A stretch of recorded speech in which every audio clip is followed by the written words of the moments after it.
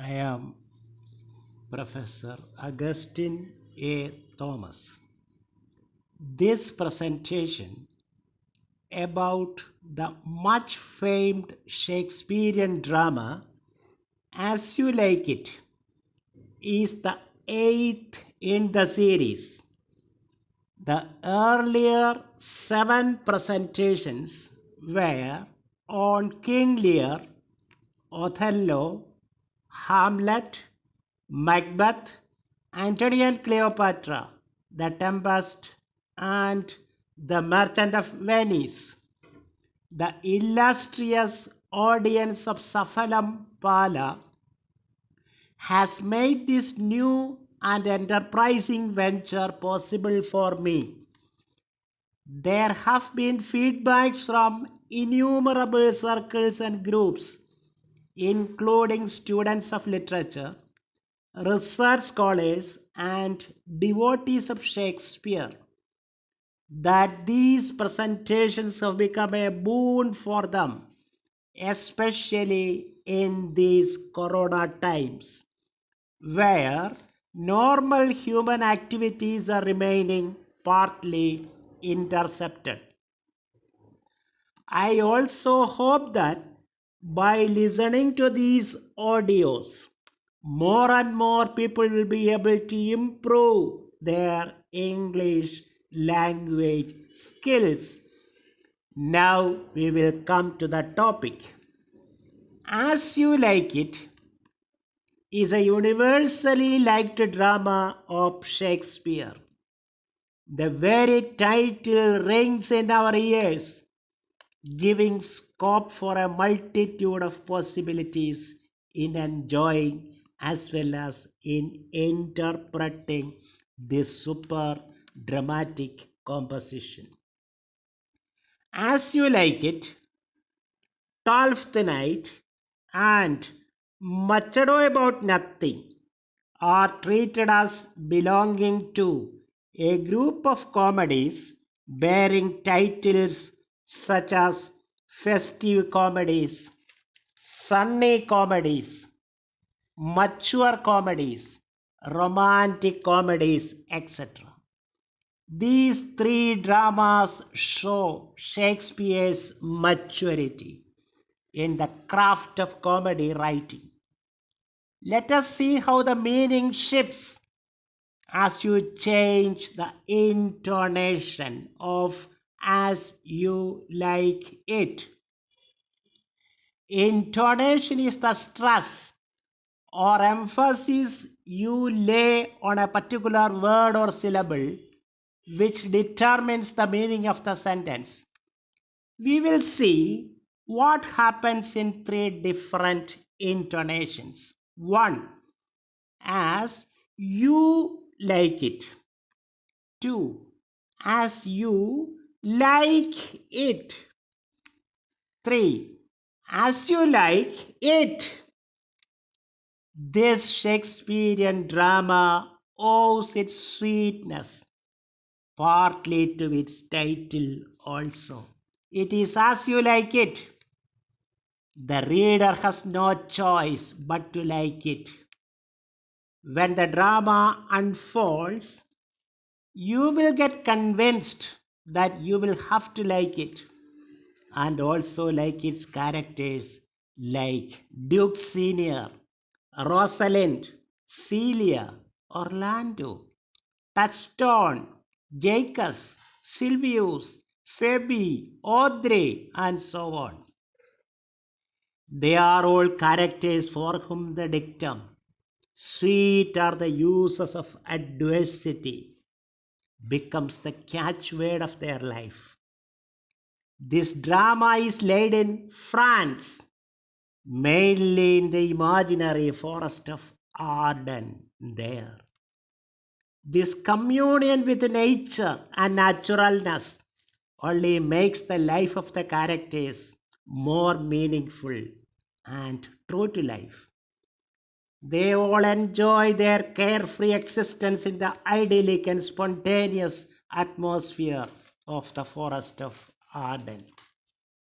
The famous critic H.B. Charlton in his book Shakespearean Comedy, speaks of how Shakespeare's comedies are different from classical comedy writers like Plautus and Terence. He also draws a difference between Shakespeare's earlier comedies as a group and his mature comedies as another group, and also his later romances as yet another group. Dramas like Measure for Measure, Troilus and Cressida, Merry Wives of Windsor, Love's Labor is Lost, the comedy of Errors, The Two Gentlemen of Verona, and All is Well that Ends Well form the first group. The underlying mood in these plays is one of bitter cynicism. They are more satirical in content. However, the festive comedies differ completely from this paradigm. Charlton regards As You Like It, Twelfth Night, and Much Ado About Nothing as Shakespeare's greatest triumphs in comedy, as the dramatist consummation. With them, Shakespearean comedy realizes its most perfect form, Shakespeare's comic idea, that is his vision of human happiness. In this world of men and women, he is richer, deeper, more sustained, and more satisfied than in any other of his plays. They are also, technically speaking, his happiest examples of the characteristically Elizabethan romantic comedy. Substantially, these dramas are the projection of an artist's ripest wisdom. In these plays, the apparent diversity is molded into unity by what Coleridge would have called later as plastic imaginative power. The main characters in these plays inspire us to be happy with them. They do not merely cajole us into laughing at them. Therein lies the fundamental difference between classical comedy and Shakespearean comedy. Classical comedy is conservative, its manner is satire, and its standpoint is public common sense. But Shakespearean comedy is more imaginative and venturesome. Shakespearean comedy is finally not satiric, it is poetic. It is not conservative, it is creative. It is an artist's vision, not a critic's exposition. Its heroes as well as heroines are voyagers in pursuit of a happiness not yet attained, exploring into brave new worlds. Song and music irradiate these plays. See how the drama Twelfth Night opens. If music be the food of love, play on. Give me an excess of it. Enjoyment par excellence is the main purpose. Another noteworthy characteristic of these comedies is the enthronement of women as queen of comedy. It has not happened just accidentally. Shakespeare's menfolk, a Hamlet or a Macbeth or an Othello, may have subtler intellect, a more penetrating imagination, or a more irresistible passion. These heroes, in effect, are out of harmony with themselves, and so they are fraught with a tragic doom. Their personality is a march of mighty forces out of equipoise. They lack the balance of a durable spiritual organism. It was in women that Shakespeare found this equipoise. In his women, hand and heart and brain are fused into a practicable union, each contributing to the other. Heroines like Rosalind, Viola, and Beatrice are guided by an intuitive insight. In these ripest of Shakespeare's comedies, comedy is seeking to elucidate the moral art of securing happiness by translating the stubbornness of fortune into a sweet existence. Shakespeare's heroes and heroines are not sworn crusaders for a universal regeneration. They are not idealists with a surge of philanthropic sentiment. They are conscious of the obligations of common sense only. In his comedies, Shakespeare is not carrying out ethical preaching. He is revealing that love is one way to supreme happiness on this earth. We are permitted to see it, and let us be aware of the axiom that seeing is believing. Now we will come to the drama proper. In the opening scene, we meet the hero of the play, Orlando. He is a handsome youth, the youngest son of Sir Roland de Boys. This Sir Roland de Boys was a good old veteran, highly respected in social circles. Orlando is seen in a desperate mood because he is totally crushed by his eldest brother, Oliver. This Oliver is a wicked person, cherishing hatred towards Orlando. Thus, Orlando is denied not only education but proper food also. He is treated as a slave only. Nowadays, Oliver has gone to the extent of thoroughly destroying Orlando by underhand means. He has employed Charles, the wrestler, to have a wrestling match with Orlando on the coming day. Oliver privately instructs Charles thus: I will tell thee, Charles, it is a stubbornest young fellow of France, full of ambition, an envious emulator of every man's good parts, a secret and villainous contriver against me, his natural brother. Therefore use thy discretion. I had as lief thou didst break his neck as his finger. Charles agrees to do so. When Charles departs, Oliver bursts into a soliloquy. It brings out all his crookedness. It is thus: now will I stir this gamester. I hope I shall see an end of him, for my soul, yet I know not why, hates nothing more than he. Yet he is gentle, never schooled, and yet learned, full of noble device, of all sorts enchantingly beloved, and indeed so much in the heart of the world, and especially of my own people who best know him, that I am altogether misprized. But it shall not be so long. This wrestler shall clear all. Nothing remains but that I kindle the boy hither thither, which now I will go about.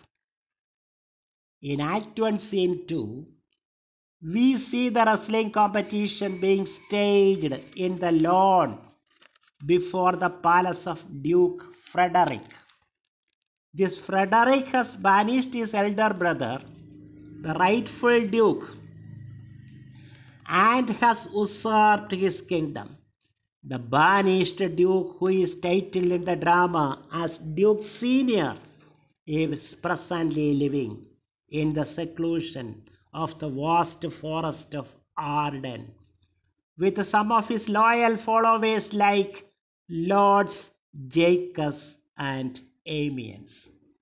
He had a daughter named Rosalind, who is a paragon of all virtues and a personification of beauty. Duke Frederick has just one daughter named Celia. He retained Rosalind in the court to be the companion of Celia. These two cousins are very close and sincere friends also.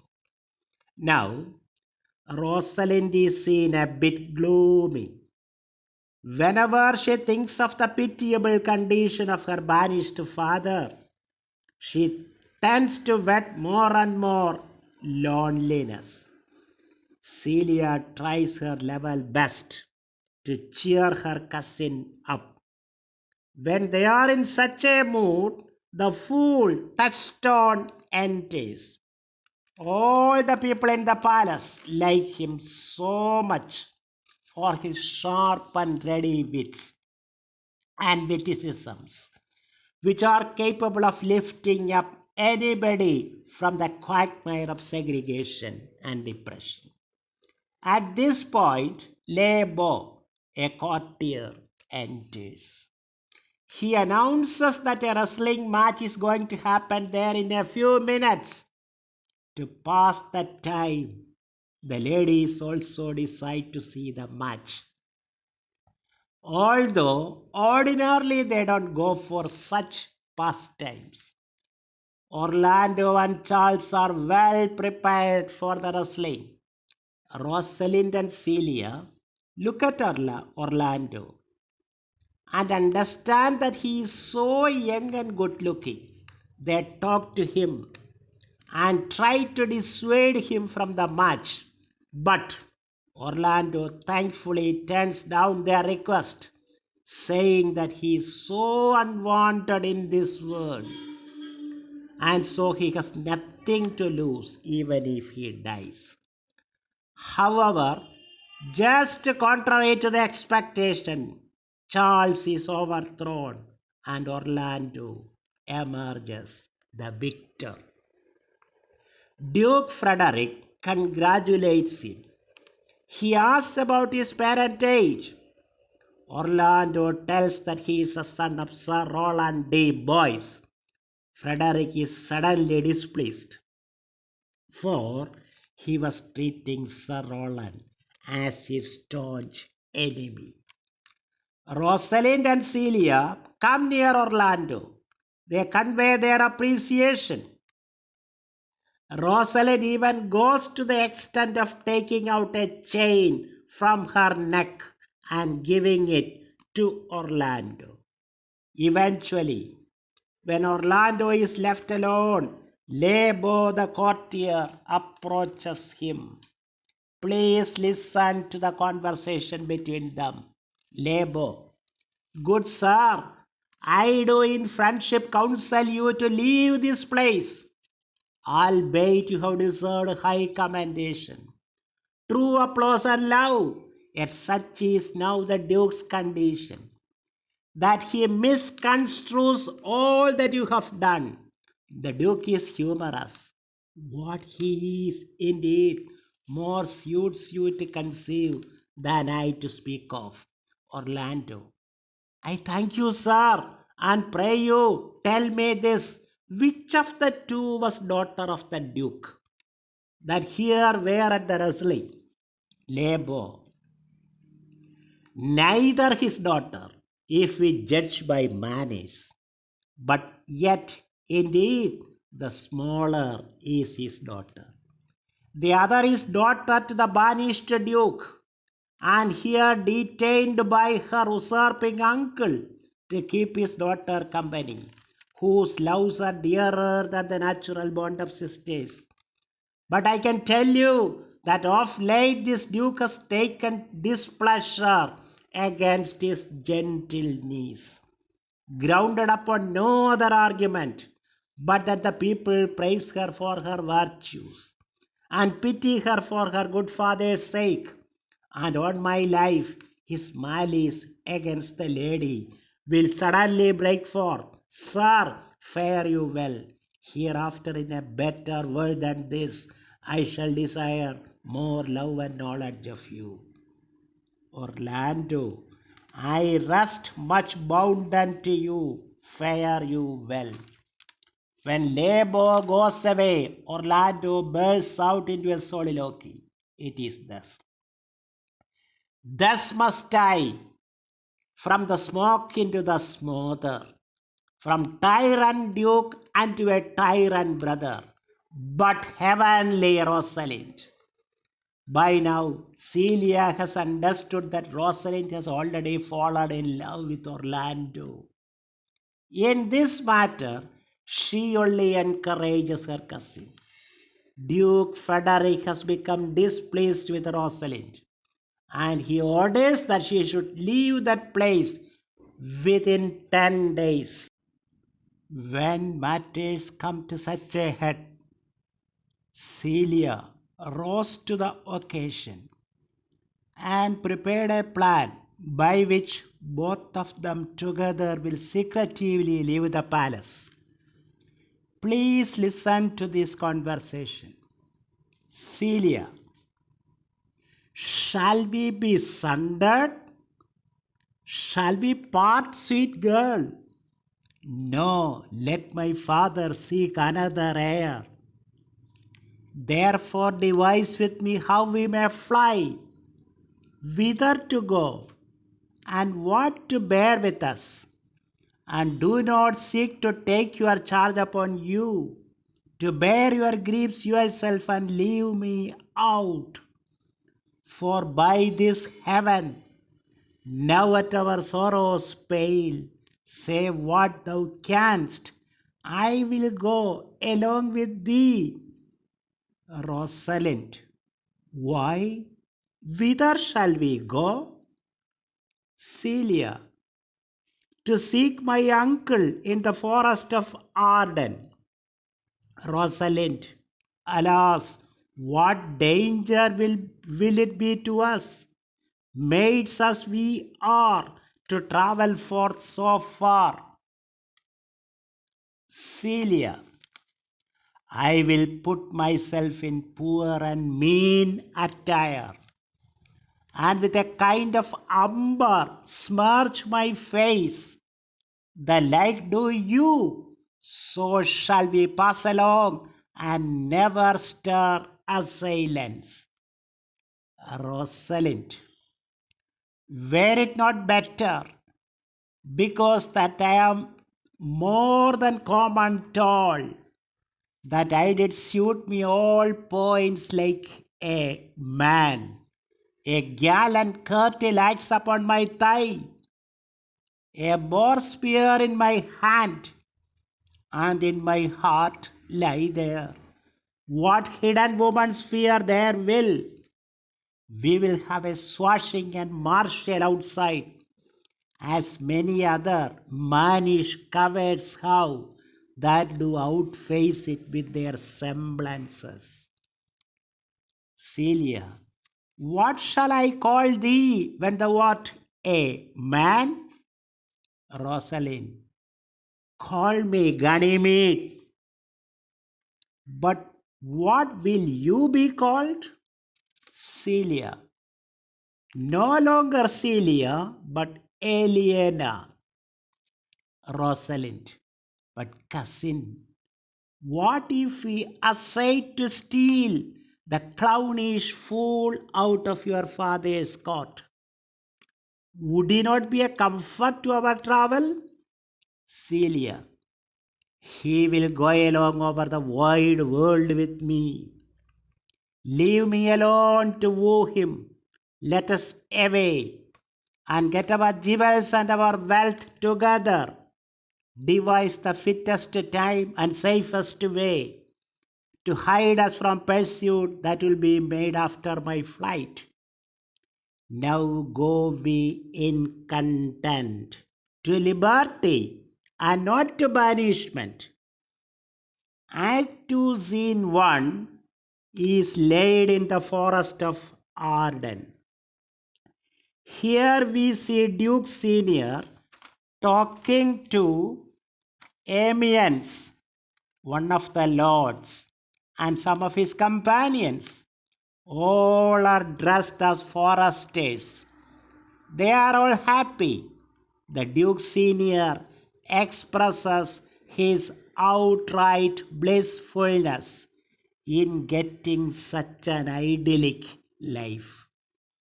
The woods appear to them as free from peril, freer than the envious palace. He continues thus: sweet are the uses of adversity, and this our life, exempt from public haunt, finds tongues in trees, books in the running brooks, sermons in stones, and good in everything. I would not change it. Duke Frederick came to know only very late about the sudden disappearance of Celia, Rosalind, and Touchstone. He vows revenge on all of them. Act 2, Scene 3 is laid before Oliver's house.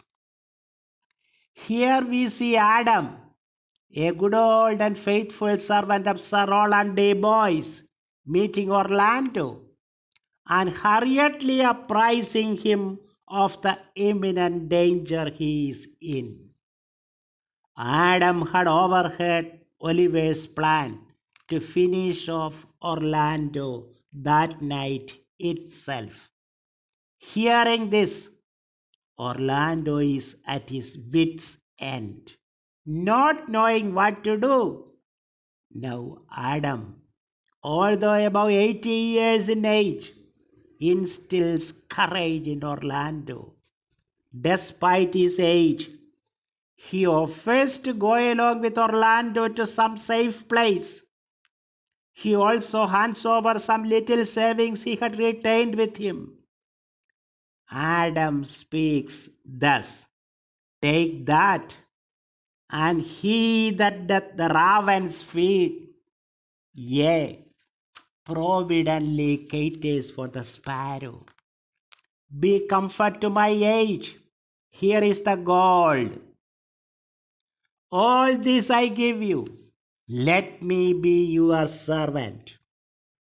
Though I look old, yet I am strong and lusty. The all too thankful Orlando replies thus: O good old man, how well in thee appears the constant service of the antique world. When service sweat for duty, not for meed. Thou art not for the fashion of these times, where none will sweat but for promotion. Now, Orlando and Adam set forth instantly to seek some refuge. Meanwhile, Rosalind, Celia, and Touchstone had reached the middle of the forest. All are tired of their continuous walking. They are hungry too. They don't have any more stamina to move forward.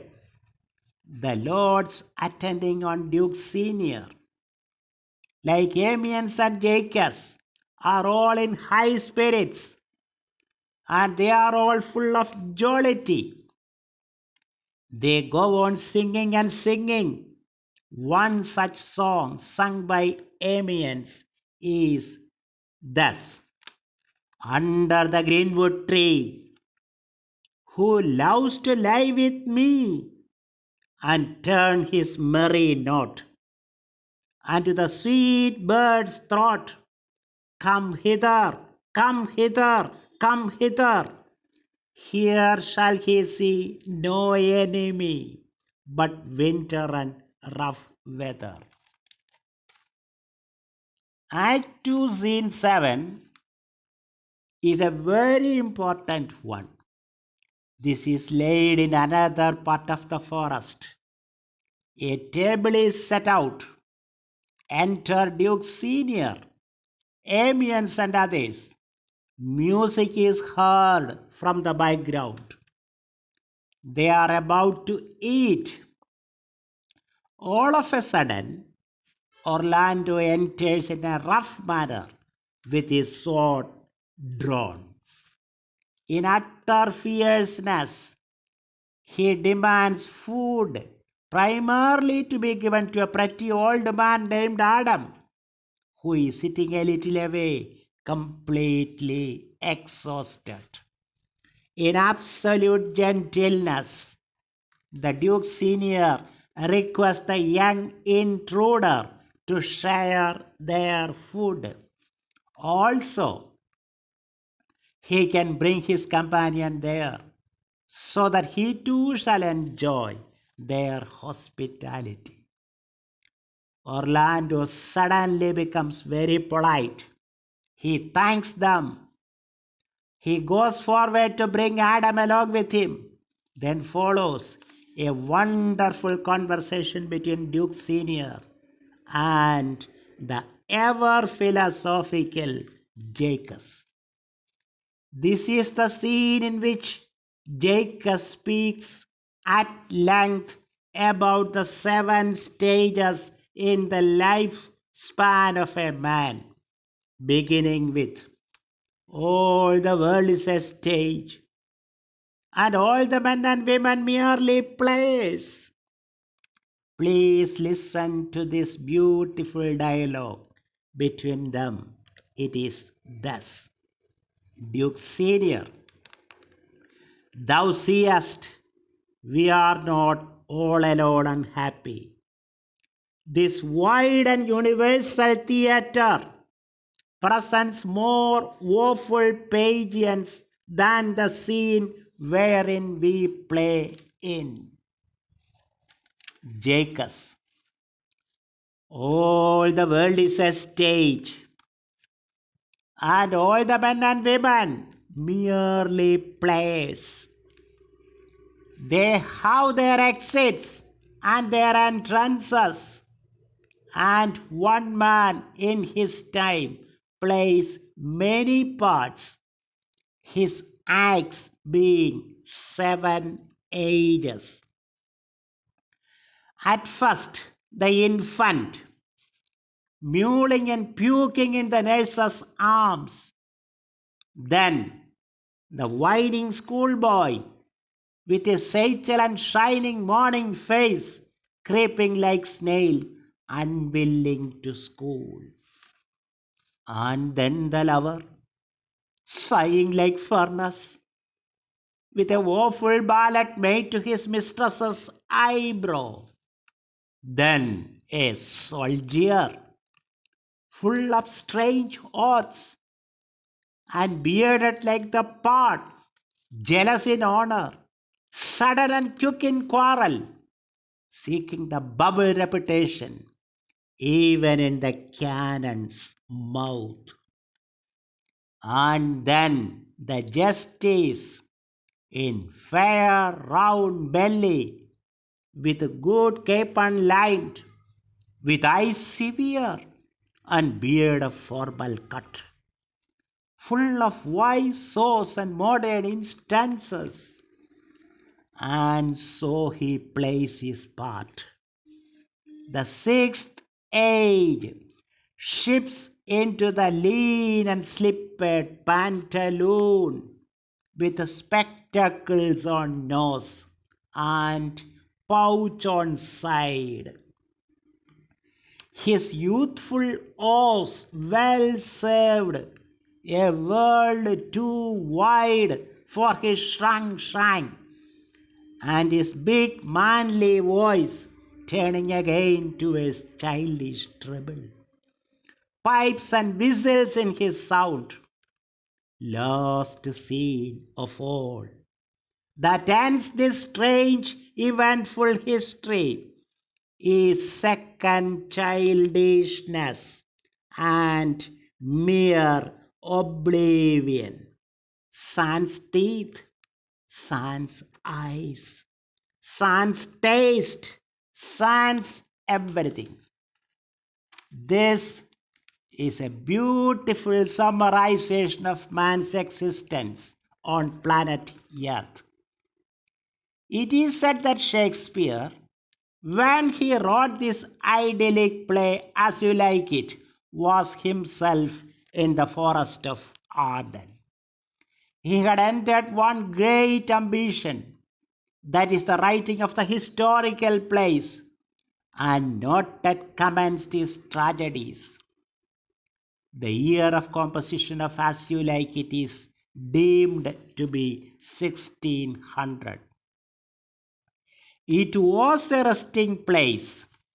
He sends his imagination into the forest to find repose instead of the court and the camps and palaces of England and the embattled plains of France.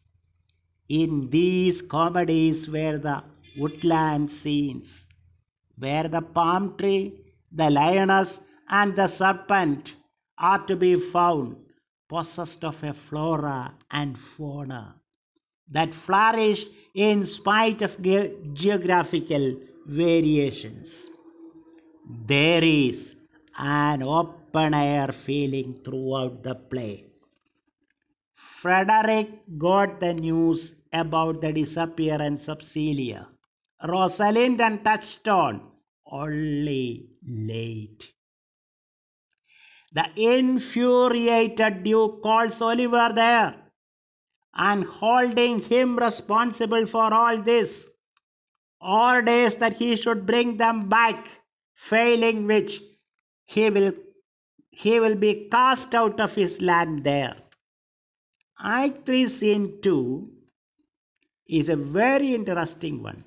Here we see the spontaneous love between Orlando and Rosalind assuming new dimensions. The lovesick Orlando is seen holding a paper and hanging it on a tree.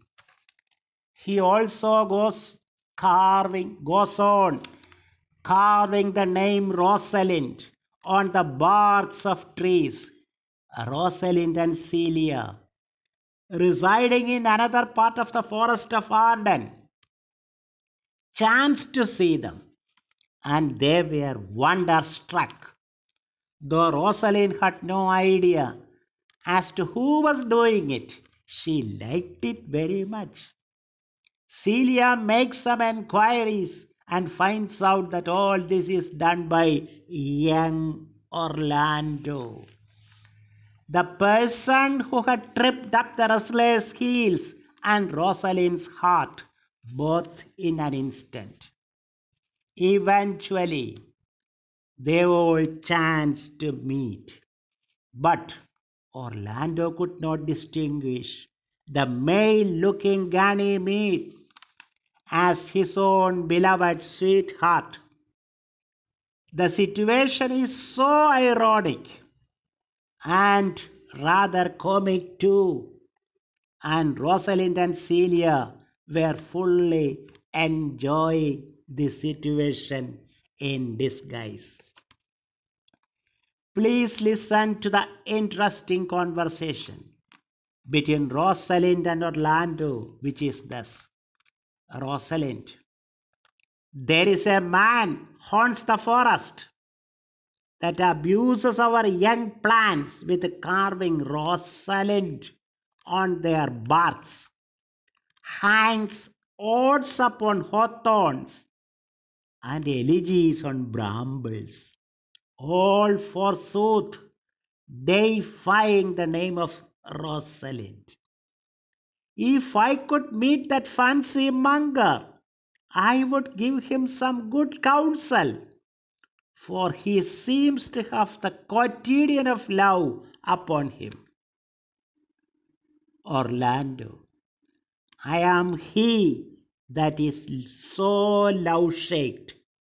I pray you, tell me your remedy. Rosalind: but are you so much in love as your rhymes speak? Orlando. Neither rhyme nor reason can express how much. Rosalind. Love is merely a madness, and I tell you, deserves as well a dark house and a whip as madmen do. And the reason why they are not so punished and cured is that the lunacy is so ordinary, that the whippers are in love too. Yet I profess curing it by counsel. Orlando, did you ever cure any so? Rosalind, yes, one. And in this manner, he was to imagine me his love, his mistress, and I set him every day to woo me. At which time would I, being but a moonish youth, grieve, be effeminate, changeable, longing and liking, proud, fantastical, apish, shallow, inconstant, full of tears, full of smiles, for every passion something, and for no passion truly anything. As boys and women are for the most part cattle of this color, would now like him, now loathe him, then entertain him, then forswear him, now weep for him, then spit at him, that I drove my suitor from his mad humor of love to a living humor of madness, which was to forswear the full stream of the world and to live in a nook merely monastic. And thus I cured him, and this way will I take upon me to wash your liver as clean as a sound sheep's heart, that there shall not be one spot of love in it. Orlando, I would not be cured, youth. Rosalind, I would cure you if you would but call me Rosalind and come every day to my court and woo me. Orlando, now by the faith of my love, I will tell me where it is. Rosalind, go with me to it and I will show it you. And by the way, you shall tell me where in the forest you live. Will you go? Orlando, with all my heart, good youth. Rosalind, nay, you must call me Rosalind. Come, sister, will you go? In Act 3, Scene 5, we see Silvius, a shepherd, and Phoebe, a shepherdess, meeting. Silvius is in love with Phoebe. This Phoebe makes a wonderful statement that whoever loved, that loved not at first sight. However, ever since Phoebe met Rosalind, she has shifted her love from Silvius to her, little knowing that this person is just a female. At any rate, Rosalind goes on advising Phoebe to continue her love with Silvius. Thus, this affair has all the attributes of a mock heroic love. Act 4, Scene 1 is also laid in the forest of Arden. Here we see Rosalind and Celia talking to the philosophical minded Jacques. It is thus, Jacques, I prithee, pretty youth, let me be better acquainted with thee. Rosalind, they say you are a melancholy fellow. Jacques, I am so. I do love it better than laughing. I have neither the scholar's melancholy, which is emulation, nor the musician's, which is fantastical, nor the courtier's, which is proud, nor the soldier's, which is ambitious, nor the lawyer's, which is politic, nor the lover's, which is all these. But it is a melancholy of mine own, compounded of many simples. Orlando did not reach at the promised time. He only came late. Rosalind rebukes him for this. Orlando requests her pardon. Although it is a pretended wooing or love-making on his part, assuming that this male Ganymede is Rosalind, slowly it takes on all the proportions of a genuine love affair. Rosalind encourages Orlando to woo her. She asks him what would he say to her then if she were his very, very Rosalind. Orlando goes back, promising to come again at 2 o'clock that day itself. After he goes away, Rosalind and Celia enter into a conversation. It is thus. Rosalind, oh, course, my pretty little cousin, that thou didst know how many fathom deep I am in love. But it cannot be sounded. My affection hath an unknown bottom, like the Bay of Portugal. Celia, or rather bottomless.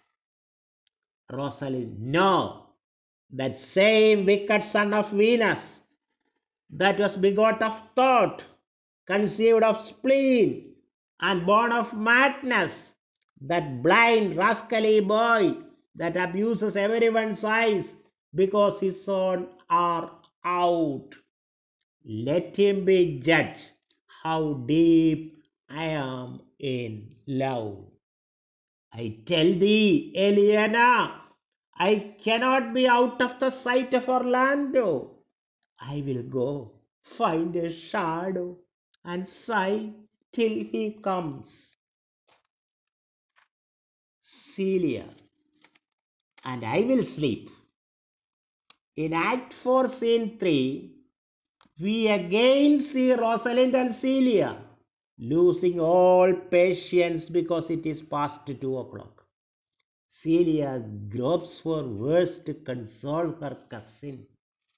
After a while, a stranger arrives there to deliver a message from Orlando.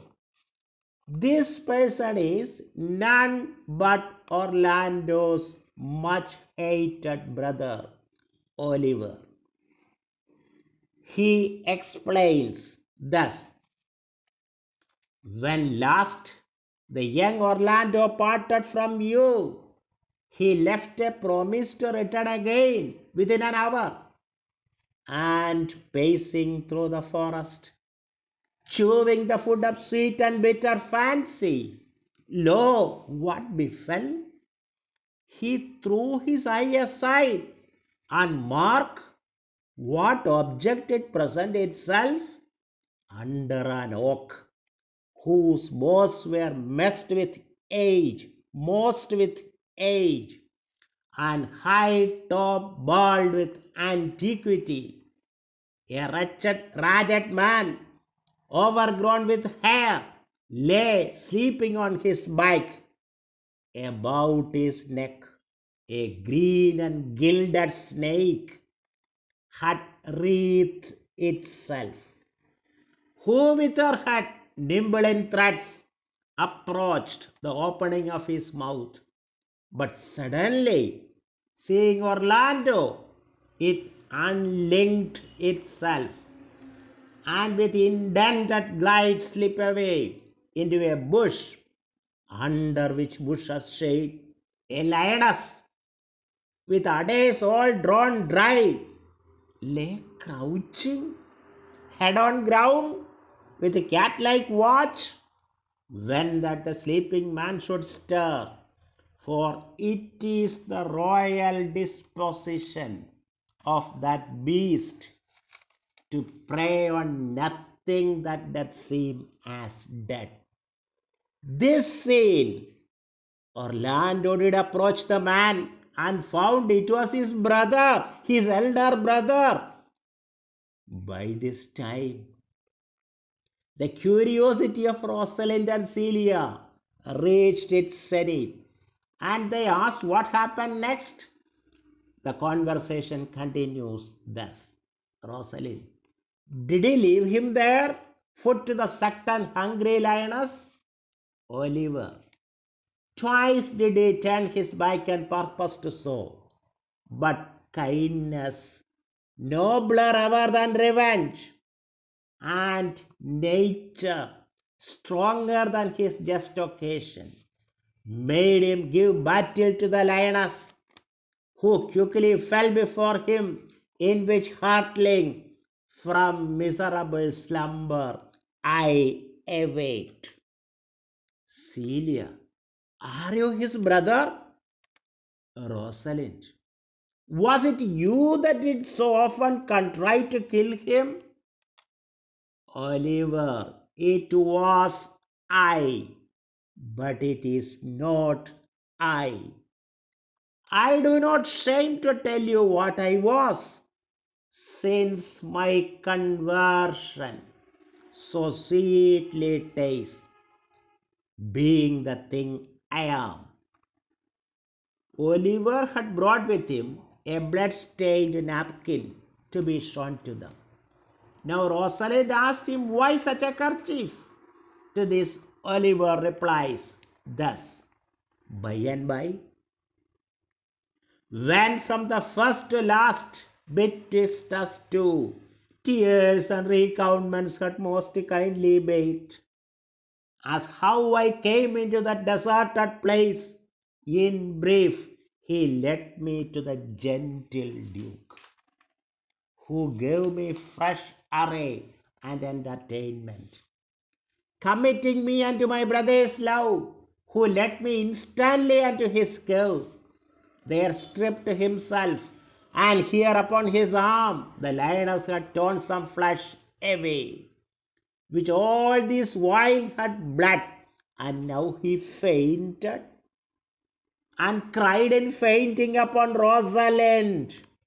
Brief, I recovered him, bound up his wound, and after some small space, being strong at heart, he sent me hither, that you might excuse his broken promise, and to give this napkin dyed in his blood unto the shepherd youth that in his spot doth call his Rosalind. Hearing this story, Rosalind faints, and Celia gets frightened. Oliver takes care of the situation, and she recovers.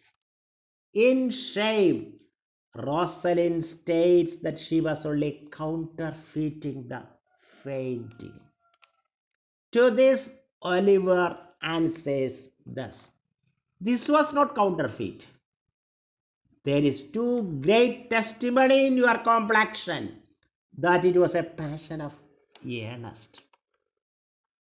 In Act 5, Scene 1, we see Touchstone and Audrey passionately speaking about their mutual love. In Act 5, Scene 2, we see another big turning point. No sooner did Celia meet Oliver than they had fallen in love with each other. It was a sudden occurrence, so to say. Oliver reveals his matter to Orlando. He states that he loves Eleanor and shall put no claim on his father's house, and shall estate upon Orlando all revenues that were Sir Roland's. and he may be permitted to live and die in that forest as a shepherd. Orlando, though surprised, agrees to his brother's newfound love affair. He promised to make all arrangements for the wedding to be held on the following day, and shall invite the Duke and all his contented followers. He asks Oliver to go and prepare Helena. By the time Oliver goes out, Rosalind happens to reach there. Please listen to the conversation between Rosalind and Orlando. Rosalind, oh my dear Orlando, how it grieves me to see thee wear thy heart in a scarf. Orlando, it is my arm. Rosalind, I thought thy heart had been wounded with the claws of a lion. Orlando, wounded it is, but with the eyes of a lady. Rosalind, oh, I know where you are. Nay, it is true. There was never anything so sudden, but the fight of two rams and Caesar's thrasodical bride of I came, saw, and overcame. For your brother and my sister no sooner met, but they looked, no sooner looked, but they loved, no sooner loved, but they sighed, no sooner sighed, but they asked one another the reason, no sooner knew the reason, but they sought the remedy, and in these degrees how they made a pair of stairs to marriage, which they will climb incontinent. They are in the very wrath of love, and they will together. Clubs cannot part them. Orlando, they shall be married tomorrow, and I will bid the Duke to the nuptial. But, oh, how bitter a thing it is to look into happiness through another man's eyes. By so much the more shall I tomorrow be at the height of heart heaviness. By how much I shall think my brother happy in having what he wishes for. Rosalind, I will weary you then no longer with idle talking. Know of me then, for now I speak to some purpose. That I know you are a gentleman of good conceit. I speak not this that you should bear a good opinion of my knowledge. In so much I say, I know you are. Neither do I labor for a greater esteem than may in some little measure draw a belief from you, to do yourself good and not to grace me. Believe then, if you please, that I can do strange things. I have, since I was 3 years old, conversed with a magician, most profound in his art, and yet not damnable. If you do love Rosalind so much near the heart, as your jester cries it out, when your brother marries Helena, shall you marry her? I know into what straits of fortune she is driven, and it is not impossible to me, if it appear not inconvenient to you, to set her before your eyes tomorrow, human as she is, and without any danger. Orlando, speakest thou in sober meanings? Rosalind, by my life I do, which I tender dearly, though I say I am a magician. Therefore, Put you in your best array. Bid your friends, for if you will be married tomorrow, you shall, and to Rosalind, if you will.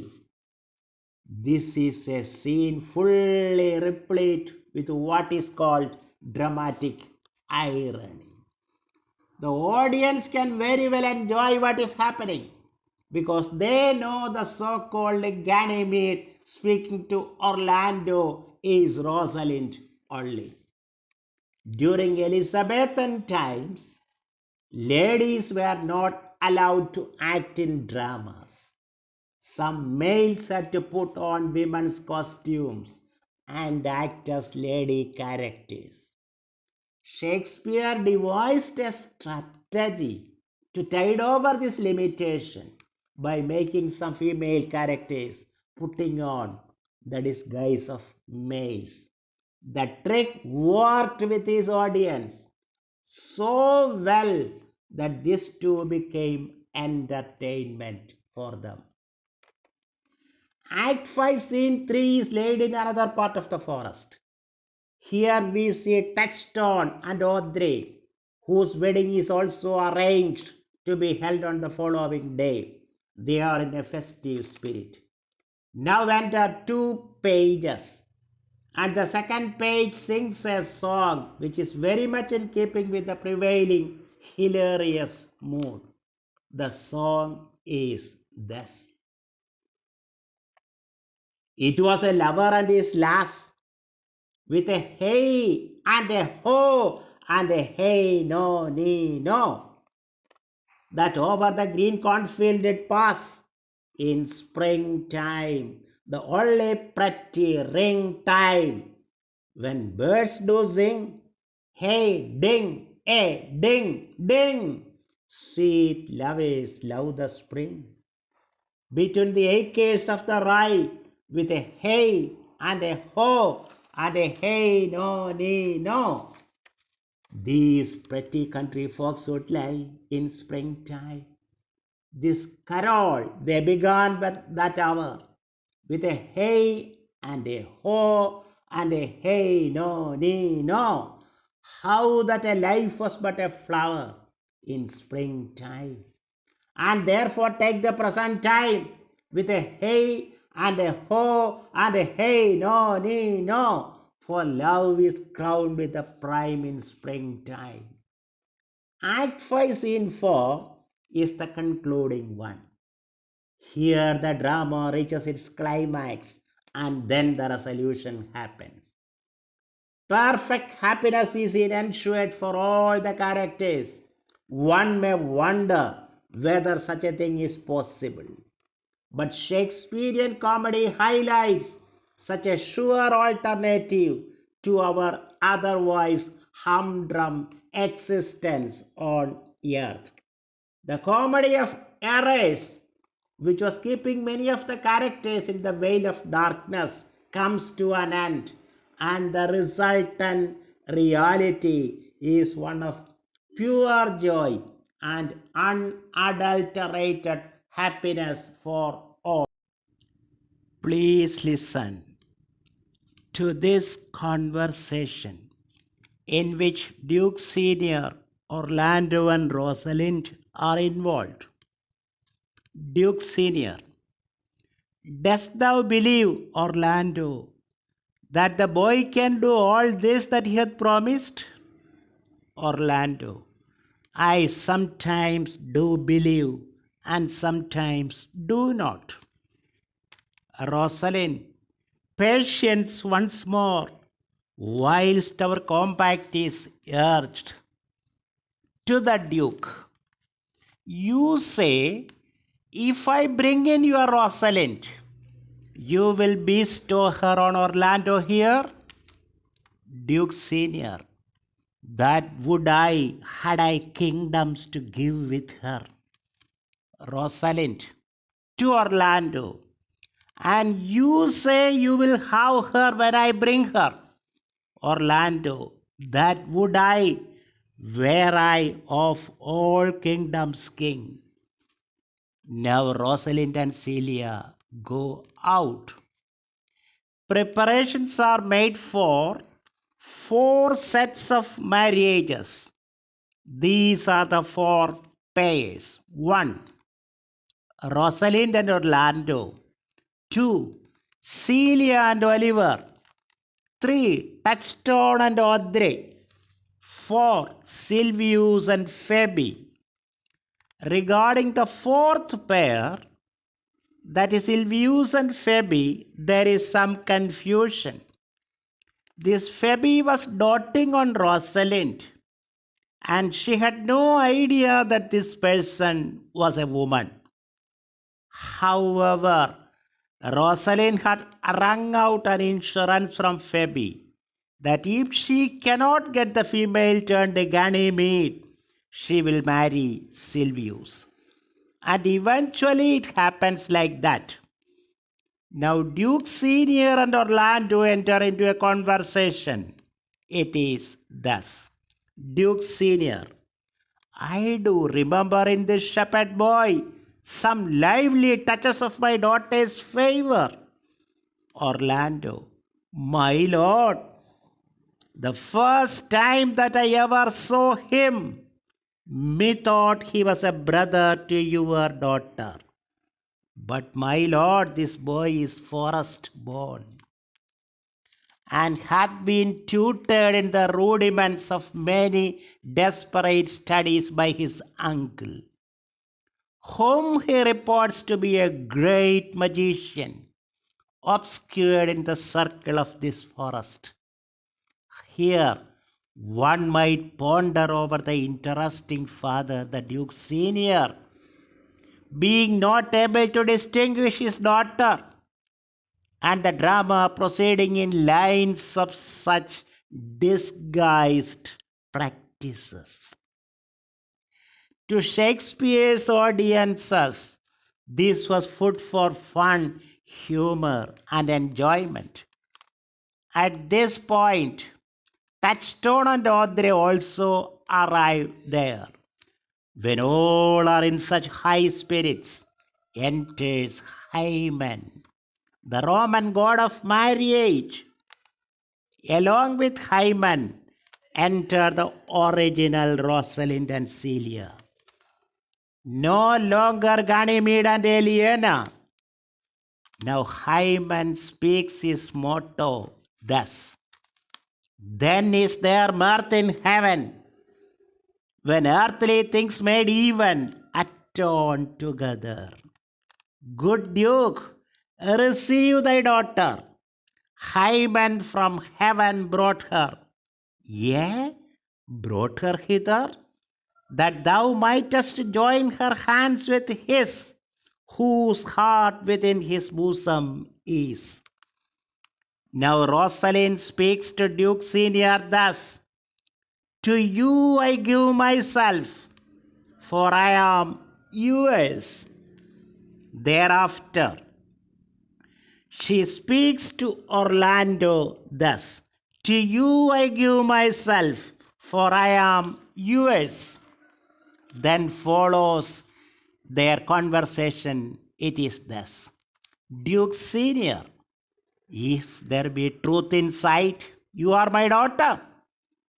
Orlando, if there be truth in sight, you are my Rosalind. Rosalind, to Duke Senior, I will have no father, if you be not he. To Orlando, I will have no husband, if you be not he. Hymen, peace, ho, I bar confusion. It is I must make conclusion of these most strange events. Here is 8 that must take hands to join in Hymen's bands, if truth holds true contents. To Orlando and Rosalind, you and you no cross shall part. To Oliver and Celia, you and you are heart in heart. To Phoebe, you to his love must accord, or have a woman to your lot, to Touchstone and Audrey, you and you are sure together, as the winter to foul weather. Whilst a wedlock hymn we sing, feed yourselves with questioning, that reason wonder may diminish, how thus we met and these things finish. Now Hyman sings a song. It is thus. Wedding is great Juno's crown. O blessed bond of bond and bud. It is Hyman peoples every town. High wedlock then be honored. Honor, high honor, and renown to Hyman, God of every town. With an overflowing heart, Duke Senior welcomes both his daughter and niece. Now, Phoebe agrees to marry Silvius, and so that marriage is also formalized. At this crucial moment, all of a sudden enters Jacques D. Boyce, the second son of Sir Roland D. Boyce. He has come to report a very good piece of news. He speaks thus. Let me have audience for a word or two. I am the second son of old Sir Roland, that bring these tidings to this fair assembly. Duke Frederick, hearing how that every day men of most great worth resorted to this forest, addressed a mighty power which were on foot in his own conduct, purposely to take his brother here and put him to the sword. And to the skirts of this wild wood he came, where meeting with an old religious man, after some question with him, was converted, both from his enterprise and from the world, his crown bequeathing to his banished brother, and all their lands restored to them again, that were with him exiled. This to be true, I do engage my life. Then follows a conversation in which Duke Senior, Jacques D. Boyce, and the philosopher Jacques are involved. It is thus. Duke Senior, welcome, young man. Thou offerest fairly to thy brother's wedding, to one his lands withheld, and to the other a land itself at large, a potent dukedom. First in this forest, let us do those ends that here were well begun and well begot, and after every of this happy number that have endured shrewd days and nights with us shall share the good of our returned fortune, according to the measure of their states. Meantime, forget this new fallen dignity and fall into our rustic revelry. Play music, and you brides and bridegrooms all, with a measure heaped in joy to the measure's fall. Jacques, sir, by your patience, if I heard you rightly, the Duke has put on a religious life and thrown into neglect the pompous court. Jacques D. Boyce, he hath.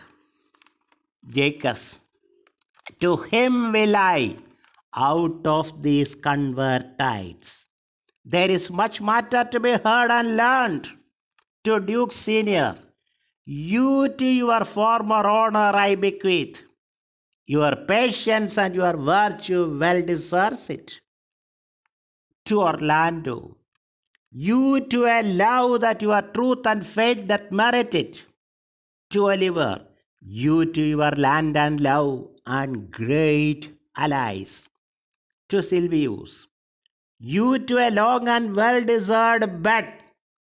To Touchstone, and you to wrangling, for thy loving voyage is but for 2 months victualled.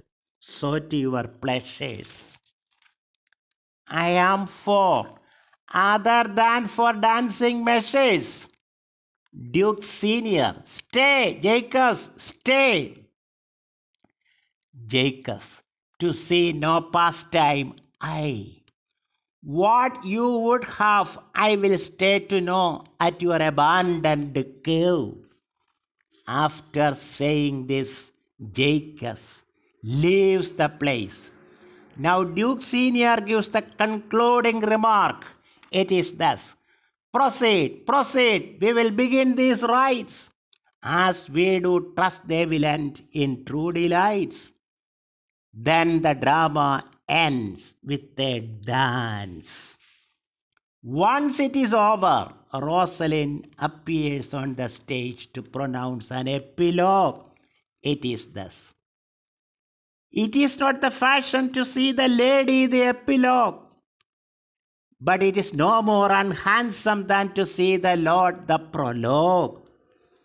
If it is true that good wine needs no bush, it is true that a good play needs no epilogue. Yet a good wine they do use, good bushes, and good plays prove the better by the help of good epilogues. What a case am I in then, that am neither a good epilogue, nor cannot insinuate with you in the behalf of a good play. I am not furnished like a beggar.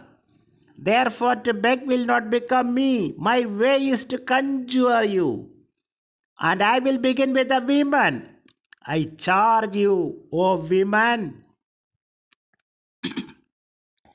for the love you bear to men, to like as much of this play as please you. And I charge you, O men, for the love you bear to women, that between you and the women the play may please. If I were a woman, I would kiss as many of you as had beards that pleased me, complexions that liked me, and breasts that I defied not. And I am sure as many as have good beards or good faces or good breasts will for my kind offer. When I make courtesy, bid me farewell. Thus ends Shakespeare's sweet drama called As You Like It. Let us remember that a Shakespearean comedy is a story of love which culminates in marriage. It is a play where not only the hero and heroine, but almost all other characters are in love. Thus, in the end, there is a surfeit of marriages. After an abundance of love, Shakespeare's characters fall in love at first sight. In his plays, it is as inevitable as death is inevitable. It comes to clown and to courtier, to the wayward youth and the serious maiden. The love depicted by Shakespeare is everlasting, not a fleeting upsurge of sex. It uplifts and inspires both the people who love and the person who is loved. Whether it is Rosalind, Portia, Viola, or Beatrice, they all prosper along with the first flush of love. The Fool is one of the most exquisite creations of Shakespeare. The Fool is an all-pervasive spirit of mirth. It also provides a link between the main plot and the subplots. Moreover, he provides a running commentary on the action as well as on the characters of the play. A moderner who is fed up with the excessiveness of contemporary politics may wish for the existence of such clowns today also. because this fool has the freedom and the license to call a spade, to bring to light the errors and fallacies of governance.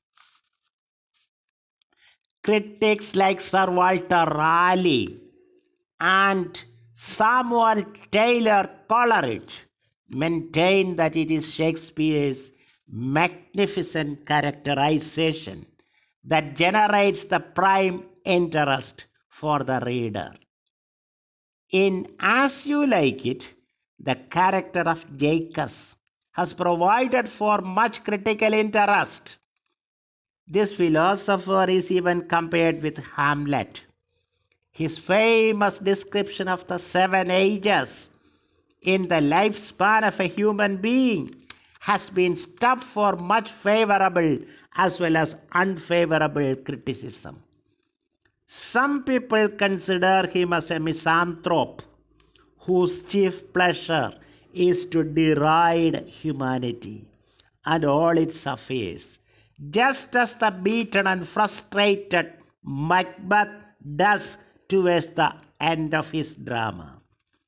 Some of the stages in man's existence seem to be too much charged with pessimism and even melancholia or hypochondria.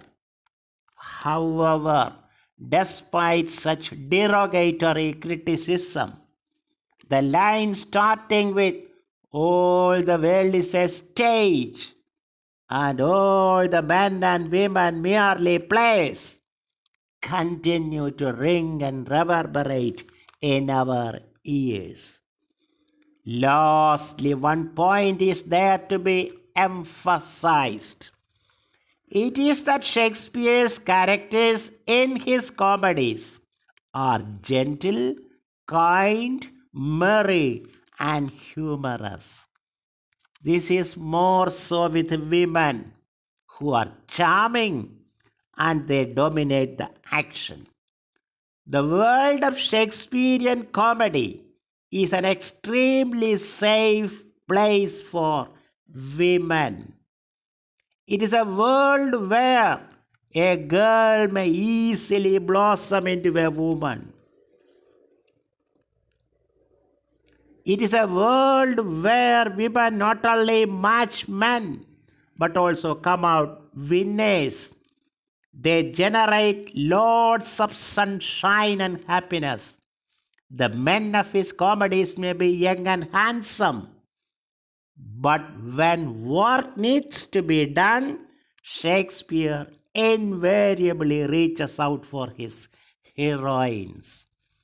In the 21st century, when some people claim that mankind has reached the apex of evolution, one is terribly pained and even horrified by the continuous flow of reports of multitudes of heinous atrocities being inflicted on women. The world of Shakespearean comedy provides a sure and safe habitat for the unhindered development of the natural capabilities that have been bounteously bestowed on womankind. Thank you.